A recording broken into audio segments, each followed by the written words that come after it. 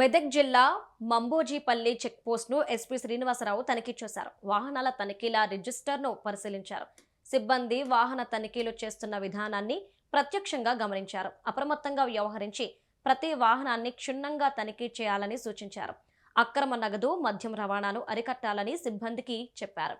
గ్రామ పంచాయతీ ఎన్నికల నేపథ్యంలో శాంతి భద్రతలకు విఘాతం కలిగించే చర్యలకు పాల్పడితే సంబంధిత వ్యక్తులపై ఎన్నికల నియమావళి ప్రకారం కఠిన చర్యలు తీసుకుంటామని ఎస్పీ హెచ్చరించారు.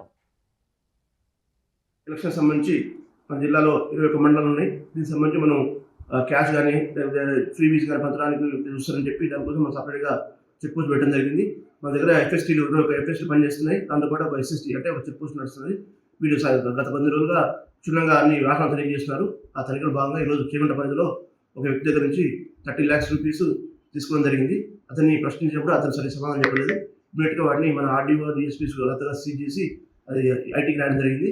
ఐటీ వాళ్ళు దాన్ని చూసి అది ఆధారాలు తీసుకొని దాని ప్రకారం వాళ్ళు తనిఖీ చేయడం జరుగుతుంది. అందరికీ ఎవరు ఏంటంటే ఇటు పరిస్థితుల్లో 50,000 కంటే ఎక్కువ పట్టుకొని తిరగొద్దు. జిల్లాలో తిరిగినా కూడా మా దగ్గర సరైన ఆధారం ఉండాలి. ఆధారం లేకపోతే వాటిని సీజ్ చేయడం జరుగుతుంది. తర్వాత ఆధారాలు చూపిస్తే మనకి ఇష్టం జరుగుతుంది.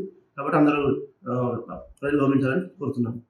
ఎలక్షన్ సంబంధించి మన జిల్లాలో 21 మండలాలు ఉన్నాయి. దీనికి సంబంధించి మనం క్యాష్ కానీ ఫ్రీబీస్ కానీ పంచడానికి చూస్తారని చెప్పి దానికోసం మనం సపరేట్గా చెక్ పోస్ట్ పెట్టడం జరిగింది. మన దగ్గర ఎఫ్ఎస్టీలు ఒక ఎఫ్ఎస్టీ పనిచేస్తున్నాయి. దాంతోపాటు ఒక ఎస్ఎస్టీ అంటే ఒక చెక్ పోస్ట్ నడుస్తుంది.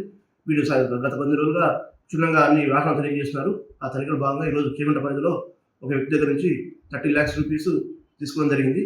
అతన్ని ప్రశ్నించినప్పుడు అతను సరి సమాధానం చెప్పలేదు. ఇమీడియట్గా వాటిని మన ఆర్డీఓ డిఎస్పీస్ గతగా సీజ్ చేసి అది ఐటీకి రాయడం జరిగింది. ఐటీ వాళ్ళు దాన్ని చూసి అది ఆధారాలు తీసుకొని దాని ప్రకారం వాళ్ళు తనిఖీ చేయడం జరుగుతుంది. అందరికీ ఎవరు ఏంటంటే ఇటు పరిస్థితుల్లో 50,000 కంటే ఎక్కువ పట్టుకొని తిరగొద్దు. జిల్లాలో తిరిగినా కూడా మా దగ్గర సరైన ఆధారం ఉండాలి. ఆధారం లేకపోతే వాటిని సీజ్ చేయడం జరుగుతుంది. తర్వాత ఆధారాలు చూపిస్తే మనకి ఇష్టం జరుగుతుంది.